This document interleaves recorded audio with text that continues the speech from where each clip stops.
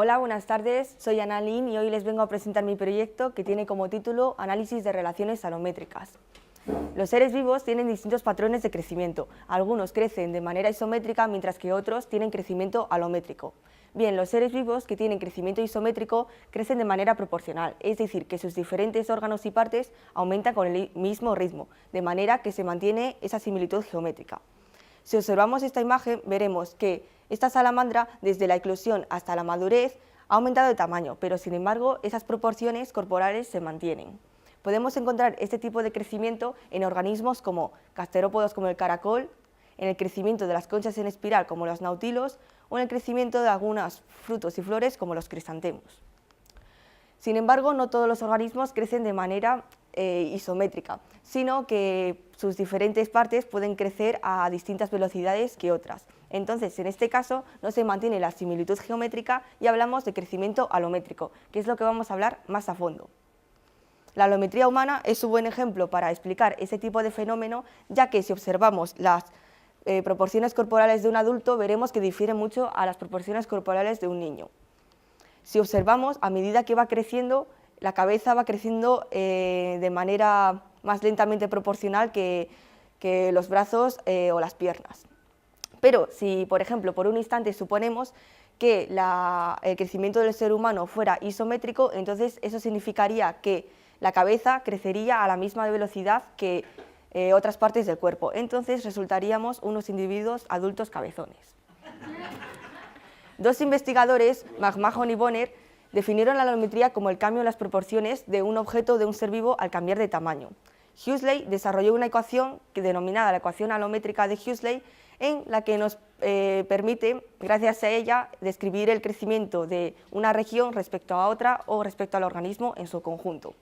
Bien, esta es una ecuación potencial, pero para facilitar el cálculo y la interpretación del coeficiente de alometría, que en este caso es el exponente de la ecuación, tomamos logaritmos ambos mismos de la ecuación y nos queda una ecuación logarítmica de este tipo, en el que b pasa a ser la pendiente de la recta. El coeficiente de alometría, b, que en este caso se ha convertido ya en la pendiente de la recta, puede tomar valores inferiores, superiores o iguales a la unidad que podemos interpretar de la siguiente manera. Si b es igual a 1, entonces hablamos que hay isometría.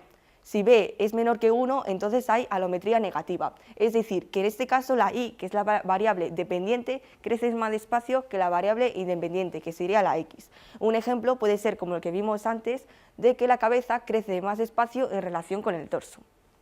Y si b es mayor que 1, entonces decimos que hay alometría positiva, es decir, en este caso la y crece más rápido que la x. Un ejemplo podría ser que las piernas crecen de manera más rápida en proporción con el torso.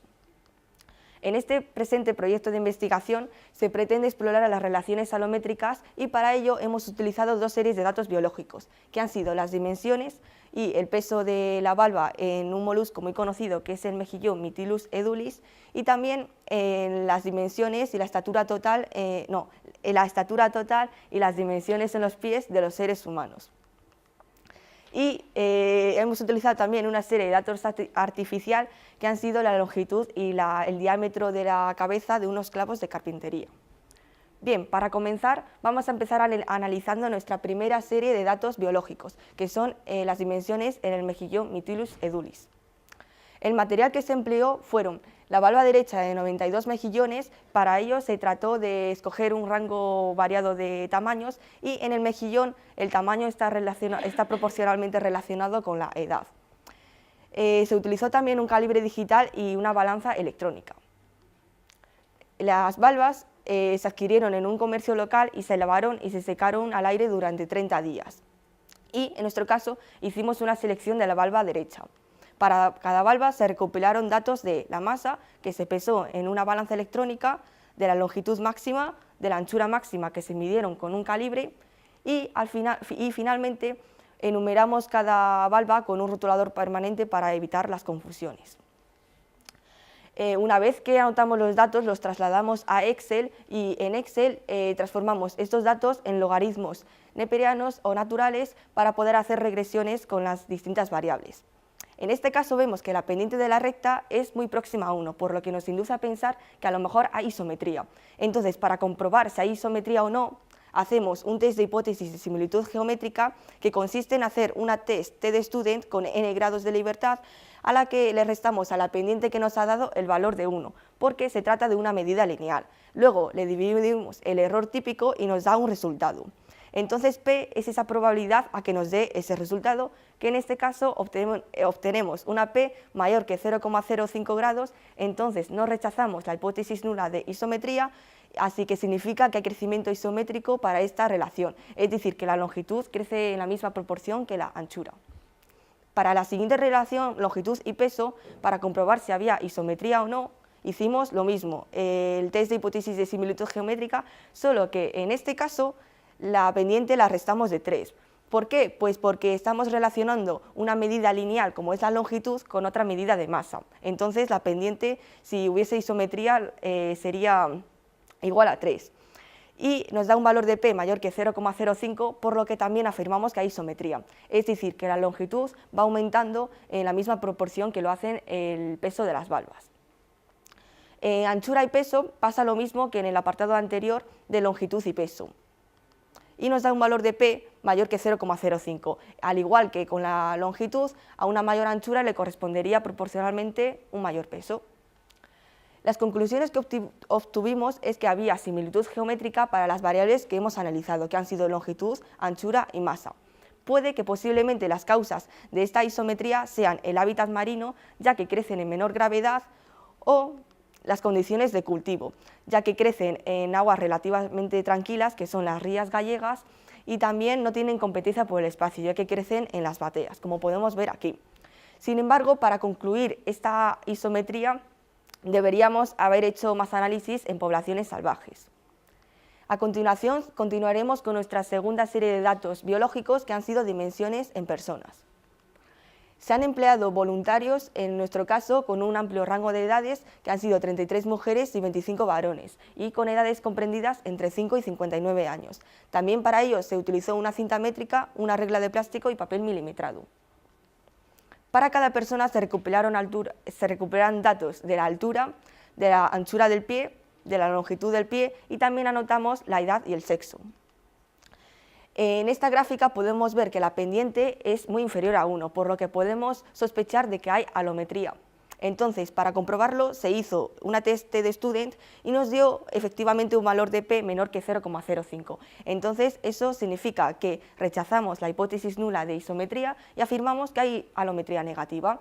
¿Qué significa eso? Significa que las mujeres, cuantas más altas sean, les corresponden proporcionalmente pues, unos pies más cortos. Sin embargo, esto en los varones no pasa lo mismo, porque vemos que la pendiente es muy próxima a 1, por lo que podemos pensar que hay isometría. Entonces se hizo lo mismo para comprobarlo con la test t-de-student, solo que en este caso nos dio un valor de P mayor que 0,05. Entonces no se rechaza esa hipótesis nula de isometría y afirmamos que hay crecimiento isométrico entre estas dos variables. Es decir, que los varones, cuantos más altos son, le corresponden unos pies proporcionalmente más largos. Para la siguiente relación en los varones, entre la estatura total y la anchura del pie, vemos que la pendiente es muy inferior a 1, por lo que podemos sospechar de que hay alometría. Se hizo el test para comprobarlo y efectivamente hay alometría negativa, ya que el valor de P nos da menor que 0,05. Eso significa que los varones, cuantos más altos son, les corresponden unos pies proporcionalmente más estrechos. Sin embargo, esto en las mujeres dio isometría. Y también se hicieron relaciones en pies en la longitud total y la anchura del pie. Esta gráfica corresponde a ambos sexos y nos dio una pendiente muy próxima a 1, por lo que podemos pensar de que hay isometría. Entonces se hizo lo mismo con la test t-de-student y se obtuvo un valor de P mayor que 0,05, por lo que significa que hay isometría entre estas dos variables. Significa que la longitud del pie crece proporcionalmente que la anchura. Se ha detectado alometría negativa para las relaciones estatura y longitud del pie en las mujeres, es decir, como hemos dicho ya antes, que las mujeres cuantas más altas son, les corresponden unas longitudes de pies más cortas proporcionalmente. Y se ha detectado alometría negativa también para la estatura y la anchura del pie en el sexo masculino, es decir, que los hombres cuantos más altos son, les corresponden unos pies más estrechos proporcionalmente. También se ha revelado la existencia de isometría para las relaciones en pies, en longitud y en anchura de pie, para ambos sexos, es decir, que la longitud crece proporcionalmente a la anchura. Y que también se ha visto que los pies femeninos son más cortos y más estrechos que los pies masculinos. Esto posiblemente sea debido a que, claro, como el esqueleto de la mujer es menos pesado que el esqueleto del hombre, entonces puede que necesiten una menor base. Sin embargo, estos resultados que obtuvimos son unos resultados preliminares, ya que para confirmar que hay esa alometría negativa necesitamos hacer más estudios en muestras de individuos más jóvenes. Y por último, vamos a concluir esta presentación con nuestra serie de datos artificial, que son las dimensiones en unos clavos de carpintería. Estas puntas de carpintería se adquirieron en una ferretería que son del mismo fabricante, del mismo modelo, solo que con longitudes distintas.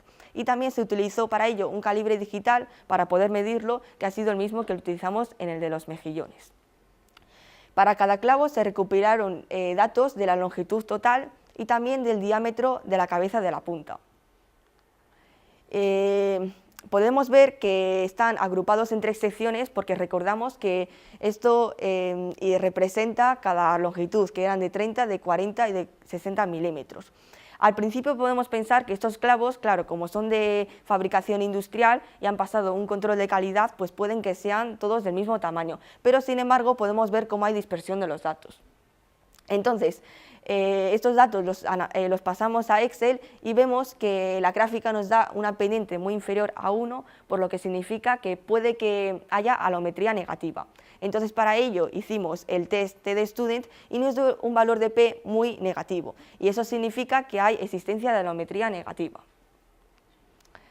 Como dijimos ya antes, las conclusiones que obtuvimos es que hay existencia de alometría negativa, es decir, en las relaciones longitud y diámetro de la cabeza de las puntas, es decir, que los clavos cuantos más largos son, les corresponden proporcionalmente diámetros más pequeños.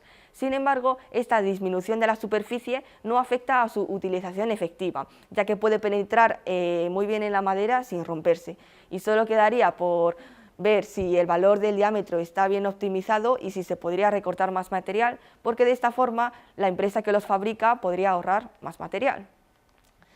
Y para terminar, quería agradecer a mi tutora de la UBA, Pilar Zaldívar, a mi tutor del instituto, Valentín Carpintero, a mi compañera de clase, Paula Casero, y a todos mis profesores y compañeros por la toma de datos de los pies. Y muchas gracias por su atención.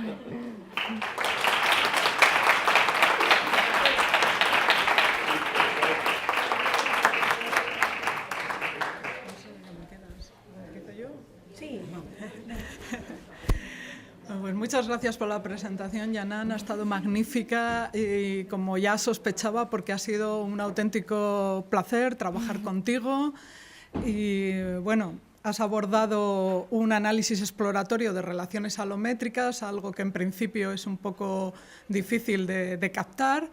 Has manejado incluso bibliografía en inglés, te has movido para engañar y medir pies a una variedad de personas.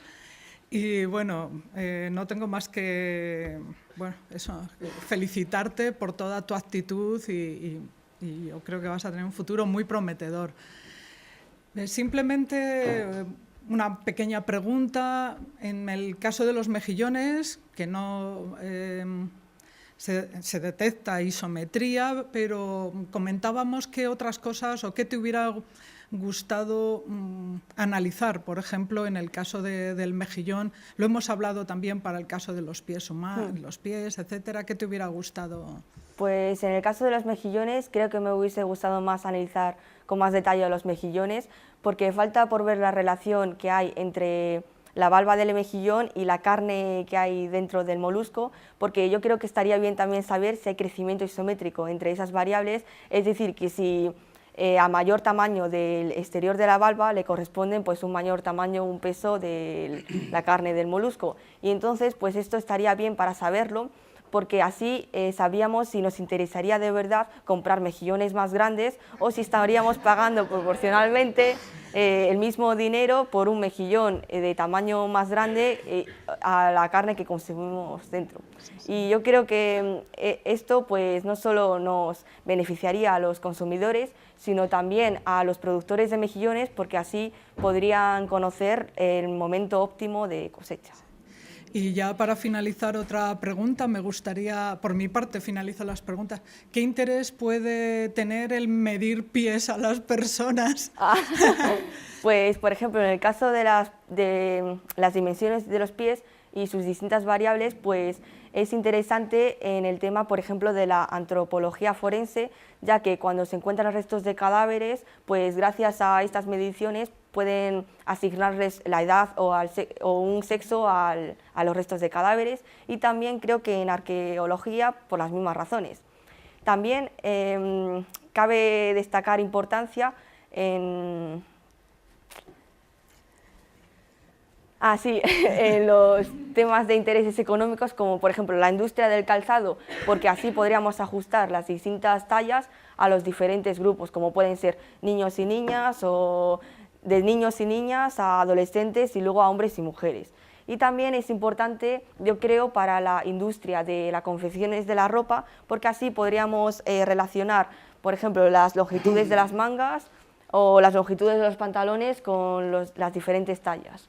Y esto en general, pues explorar estas relaciones nos podría traducir, o sea, se podría traducirse a unos ahorros económicos. Muchas gracias. No tengo más preguntas. Hola. Bueno, nada, decirte que me ha gustado mucho el trabajo que has hecho y supongo que entonces en el futuro harás estadística, ¿no? Porque, ojo, vaya trabajo con la TED Student, que no es fácil de entender, ya que se utiliza para pequeñas poblaciones. Pues no ¿Qué tienes pensado hacer en el futuro? No sé. ¿Todavía no sabes? Bueno, pues ya sigue con este camino y te haces una estadística, ¿vale? Vale. Venga, gracias. Gracias. Hola, Yanan. Nada, solamente decirte que me parece un gran trabajo el que he realizado. Me parece una gran labor el medir tantos datos, recogerlos, poderlos llevar eso a unas tablas. Me parece que has realizado de verdad una tarea enorme y nada, decirte que también que me ha gustado mucho y que sigas así. Muchas gracias. A ti.